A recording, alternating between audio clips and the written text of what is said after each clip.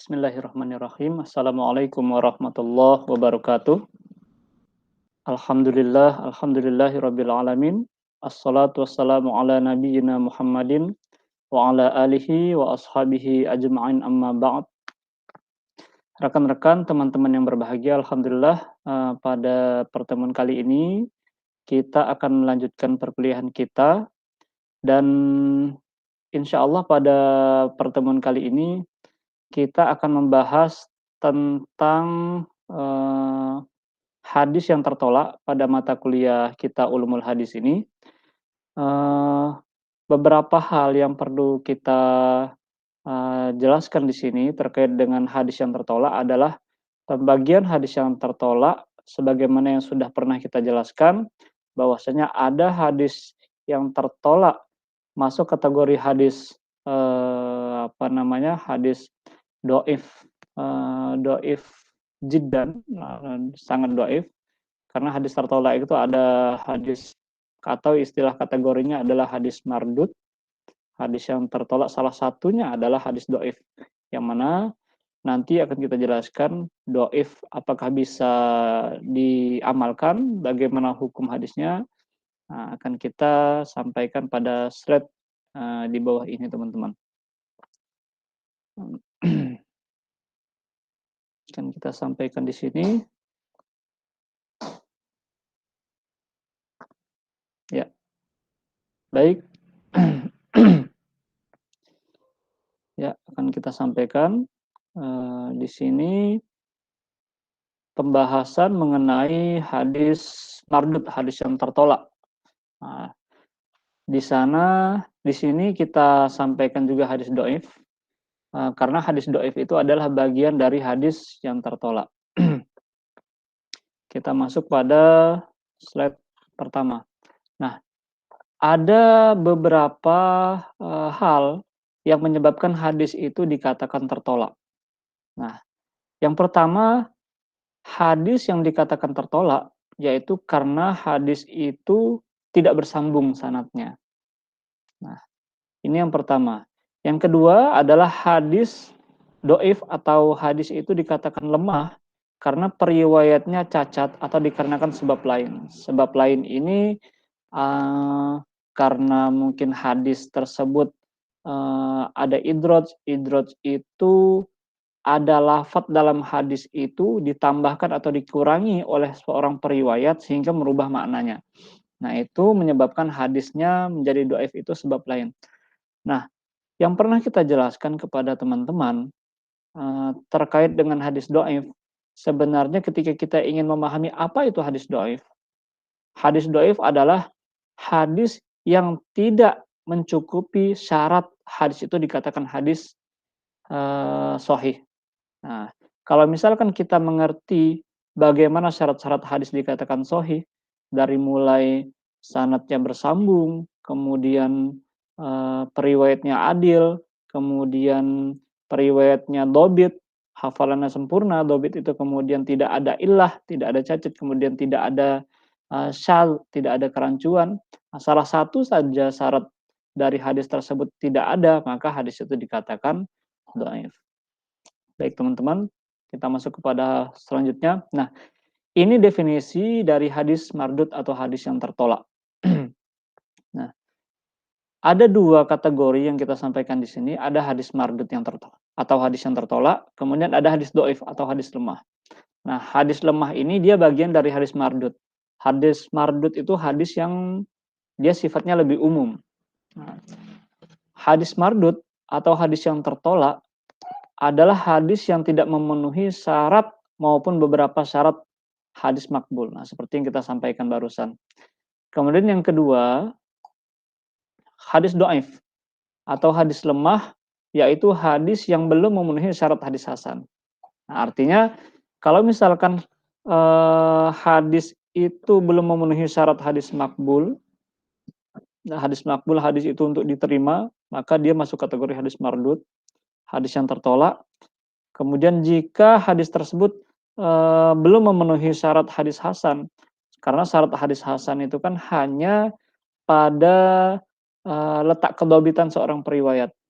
Nah, kekurangannya hanya di situ. Selebihnya ketika 5 syarat, hadis, shahih itu dipenuhi, maka dia masuk kategori hadis hasan. Kecuali, apa namanya, kedobitan periwayatnya tidak sempurna. Ini definisi dari hadis mardud dan hadis dhaif. Nah, contoh sanad yang tertolak. Ada beberapa, contoh yang bisa kita lihat di sini, sanad yang tertolak. Nah, sanad dari beberapa sahabat, kemudian ada 2 sahabat dan sanad dari ahli Syam, maksudnya periwayat dari orang Syam. Yang pertama, sanad dari Abu Bakar As-Siddiq. Kenapa sanad dari Abu Bakar As-Siddiq? Artinya bukan berarti sahabat Abu Bakar ini beliau seorang periwayat yang lemah, yang tertolak, bukan. Tetapi, orang-orang yang mengambil dari jalur ini, kemudian sampai kepada sahabat atau periwayat-periwayat mengambil dari jalur ini, kemudian sampai ke sahabat Abu Bakar. Nah, di antara sahabat periwayat tersebut ada yang, dikategorikan oleh para ulama, periwayatnya lemah.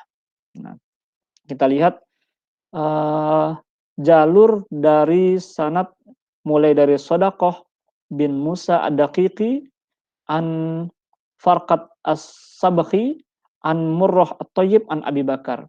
Nah, artinya, Shadaqah bin Musa Ad-Daqiqi mengambil hadis dari Farqad As-Sabkhi, kemudian mengambil dari Murrah At-Thayyib dari Abu Bakar. Nah, kalau misalkan kita menemukan sanad ini dari suatu hadis, maka hadis ini tertolak. Ini sudah di, kompilasi kompilasi ya, apa namanya, sudah digabungkan, sudah dikumpulkan oleh, para peneliti hadis. Nah, yang kedua, sanad dari ahli Syam, orang Syam. Nah, ini sanadnya juga tertolak kalau misalkan teman-teman menemukan hadis, sanad dari hadis, dari sanad ini, sanad dari hadis, dari suatu hadis, kemudian, yaitu dari jalur Muhammad bin Qais Al-Maslub, dari An Ubaidillah bin Zahar bin, siapa ini, eee, Ali, kemudian bin Yazid, An Qasim, An Abi Umamah. Nah, ini jalur ini, termasuk jalur dari ahli Syam, orang Syam. Orang Syam itu adalah dulu kita bilang negaranya negara Syam, sekarang sudah terpisah menjadi negara Syria, Yordania, Libanon, kemudian satu lagi Palestina. Nah, kemudian yang ketiga adalah, jalur dari sanad Ibnu Abbas. Nah, saya ulangi lagi, bukan berarti sahabat Ibnu Abbas itu tertolak, tetapi, orang-orang yang mengambil hadis dari jalur ini sanadnya tertolak karena ada riwayat yang, lemah ya, yang cacat kepribadiannya. Yang pertama adalah, As-Sudyi, As-Sudyi As-Safir, Muhammad bin Marwan, an Kalbi dari Kalbi, kemudian an Abi Shalih, an Ibni Abbas. Nah, ini 3 sanad, hadis yang misalkan kita temukan dalam suatu hadis, maka, sanadnya tertolak. Nah, nanti teman-teman juga bisa melihat kadang ada, penilaian sanad hadis ini, sanadnya lemah. Tapi dari segi matannya bisa diterima. Apakah hadis ini bisa diamalkan? Nah, akan kita bahas selanjutnya. Nah, oke. Nah, contoh hadis lemah, contoh dari hadis dhaif, yaitu, haddatsana Abu Bakar bin Abi Syaibah wa Ali bin Muhammad qala haddatsana Waqi' qala haddatsana Hammad bin Salamah an Hakim Al-Athram an Abi Tamimah anil Hajmi an Abi Hurairah anin Nabi sallallahu alaihi wasallam qol man ata haidon au imra'atan fi duburiha au kahinan faqad kafara bima anzala ala Muhammadin sallallahu alaihi wasallam. Rawahu al-Imam At-Tirmidzi, nomor hadis 135. Nah, kenapa ada yang digaris merah? Nah, nanti akan kita jelaskan. Dalam riwayat ini ada, yang kita beri tanda merah tulisannya. Kita baca artinya dulu. Telah menceritakan kepada kami Abu Bakar bin Abi Syaibah, dan Ali bin Muhammad. Mereka berdua berkata, telah menceritakan kepada kami Waqi'.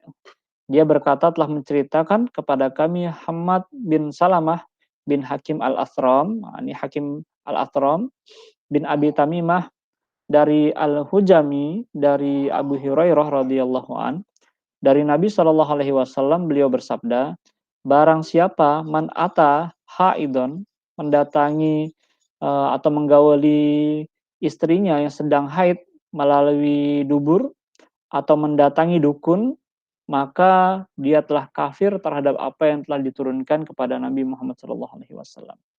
Nah, hadis ini dikategorikan hadis doif, walaupun diriwayatkan oleh Imam Tirmidzi, karena dalam dalam Sunan Imam Tirmidzi itu tidak hanya kita temukan hadis sahih, ada hadis hasan, bahkan juga ada hadis doif.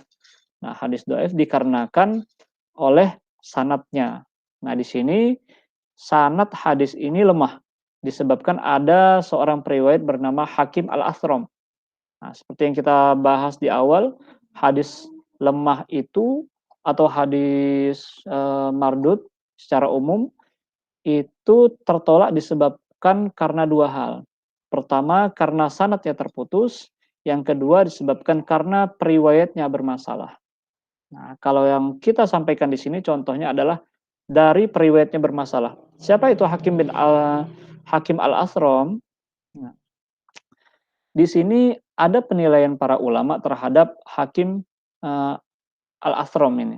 Nah, Hakim Al-Athram bukan bin ya. Ini penilaian dari ya, Imam Ibnu Hajar Al-Asqalani. Beliau yang menulis kitab Bulughul Maram, kemudian syarah Sahih Bukhari, Fathul Bari. Beliau menilai Hakim Al-Athram ini fihi layyin. Nah, fihi layyin ini masuk kategori penilaian yang dinilai seorang perawi tersebut adalah lemah. Nah, artinya orangnya lemah. Layyin itu kan lembut. Nah, di sini adalah salah satu kategori istilah tentang penilaian periwayat hadis. Nah, jadi disebabkan kenapa hadis ini dikatakan lemah karena ada periwayat yang bernama Hakim Al-Athram yang dinilai oleh Ibnu Hajar sebagai periwayat yang lemah. Nah, penilaiannya adalah fihi layyin. Oke. Sekarang terkait dengan hukum meriwayatkan hadis doif atau hadis lemah. Apakah boleh meriwayatkan hadis doif atau hadis lemah, teman-teman? Nah, meriwayatkan hadis doif itu boleh.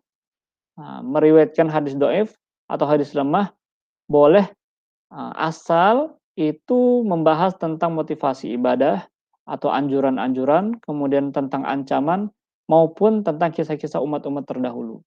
Nah, ketika hadis tersebut membahas tentang poin-poin ini, maka itu diperbolehkan meriwayatkan hadisnya. Dengan syarat, ada dua syaratnya. Yang pertama, tidak membahas tentang perkara akidah atau sifat-sifat Allah. Maka kalau misalkan ada hadis doif yang membahas tentang perkara akidah, tauhid, sifat-sifat Allah, maka hadisnya tertolak. Nah, ketika ingin membahas tentang akidah, sifat-sifat Allah, masalah tauhid, itu memerlukan hadis yang sahih, yang tidak lemah sanatnya, dan diriwayatkan oleh periwayat yang bisa diterima. Itu syarat yang pertama. Yang kedua, hadis doif bisa diriwayatkan atau boleh diriwayatkan dengan syarat tidak membahas tentang perkara syariat, tentang hukum halal dan haram. Nah, artinya ketika ada hadis yang membahas tentang hukum apakah pekerjaan atau barang yang digunakan itu membahas tentang hukum halal atau haram, maka ketika dia membahas tentang hadis doif, hadisnya tidak bisa diriwayatkan, tidak boleh diriwayatkan. Maka hadis yang boleh diriwayatkan hanya terkait dengan poin-poin ini, motivasi ibadah, anjuran atau ancaman, dan kisah umat-umat terdahulu, dengan syarat dua ini. Itu hukum meriwayatkan hadis doif. Selanjutnya, nah sekarang hukum mengamalkan hadis doif. Jika yang sebelumnya kita menjelaskan tentang hukum meriwayatkan, sekarang hukum mengamalkan. Nah, tentu ini berefek kepada kita yang statusnya bukan seorang periwayat, tapi sebagai peneliti dan, pengamal hadis-hadis atau, pelaksana atau mengerjakan, mengaplikasikan nilai-nilai hadis dalam kehidupan sehari-hari. Sekarang bagaimana? Boleh tidak kita mengamalkan hadis dhaif atau hadis lemah? Nah, jika kita melihat pendapat para ulama, ulama itu berbeda pandangan tentang hukum mengamalkan hadis dhaif, tetapi jumhur ulama itu mayoritas para ulama mengatakan boleh mengamalkan hadis dhaif selama selama selama membahas tentang fadilah amal, keutamaan ibadah. Dan ini memerlukan syarat. Ada 3 syarat. Yang pertama adalah hadis dhaif atau hadis lemah boleh diamalkan, syaratnya hadis yang diamalkan bukan masuk kategori hadis dhaif jiddan. Artinya hadis dhaifnya itu dhaif ringan. Hadis dhaif ringan ini hadis yang masih bisa naik derajatnya dari mulai hadis dhaif, kemudian dikuatkan oleh ada hadis sahih, sehingga hadis dhaif ringan ini bisa naik derajat menjadi hadis hasan li ghairihi. Nah, ini yang pertama. Yang kedua, yaitu hadisnya masuk kategori hadis yang bisa diamalkan. Artinya, bukan berarti hadis ini, di luar kemampuan kita untuk mengerjakannya. Nah, kita bisa mengerjakan hadis ini, bisa mengamalkan isi dari hadis tersebut. Nah, itu normal saja. Bukan berarti, apa, mmm, misal ada hadis, tentang, kalau misalkan kita berbicara tentang hadis-hadis yang lemah, kita disuruh untuk, mengerjakan suatu perbuatan yang mana itu bisa membahagiakan, nyawa kita. Nah, itu bukan masuk kategori hadis yang bisa diamalkan. Nah, itu keluar, bahkan bisa masuk kategori hadis palsu, hadis, maudhu'. Nah, itu. Kemudian yang ketiga, teman-teman, yaitu mengamalkannya bukan karena kita yakin hadisnya benar, tetapi kita mengamalkan hadis tersebut karena kehati-hatian kita. Nah, itu, ketika kita ingin berpegang kepada hadis hadis dhaif untuk diamalkan. Jadi ada 3 poin, teman-teman, boleh untuk mengamalkannya. Kemudian selanjutnya, nah, terakhir ini tentang kitab, rujukan atau referensi hadis dhaif. Nah, yang pertama adalah kitab hadis dhaif itu ini ada dua poin. Yang pertama, kitab yang ditulis tentang penjelasan dhaif. Penjelasan dhaif ini disebabkan oleh periwayatnya yang lemah, periwayatnya yang, apa namanya, yang cacat. Kemudian yang kedua, kitab hadis yang ditulis mengenai, hadis dhaif yang khusus. Hadis dhaif yang khusus ini dikarenakan sanadnya terputus, sanadnya tidak bersambung, kemudian disebabkan karena adanya, apa namanya, dari matan tersebut adanya idraj. Dalam istilah, hadis itu ada idraj, ada kemasukan kata-kata yang merubah makna, atau ada kata-kata atau lafaz hadis yang diambil, yang hilang sehingga merubah makna. Ya, ini disebabkan, hadis dhaif dengan sebab khusus. Nah, apa saja kitabnya? Yang pertama, kitab hadis yang disebabkan karena periwayatnya yang lemah, ada kitab Ad-Du'afa punya Ibnu Hibban. Nah, punya Ibnu Hibban. Ini juga, seorang periwayat hadis. Ibnu Hibban ini juga menulis kitab hadis sahih, teman-teman. Sahih li Ibnu Hibban. Yang kedua, ada kitab Mizanul I'tidal punya Imam Az-Zahabi. Nah, 2 kitab ini adalah kitab, tentang hadis dhaif. Kalau kita ingin mencari, apa sih rujukan hadis dhaif? Nah, ini 2 kitab ini bisa kita gunakan. Yang kedua, hadis dhaif, disebabkan sebab khusus tadi, yaitu ada kitab Al-Marasil di Abi Daud, Imam Abi Daud. Kitab Al-Marasil ini maksudnya kitab yang menulis tentang hadis-hadis mursal. Nah, kitab yang menulis tentang hadis mursal ini adalah hadis mursal itu hadis yang, sanadnya itu terputus dari mulai tabi'in langsung ke Nabi Muhammad SAW tanpa melalui jalur sahabat. Nah, itu namanya hadis mursal. Nah, hadisnya masuk kategori hadis dhaif atau hadis lemah.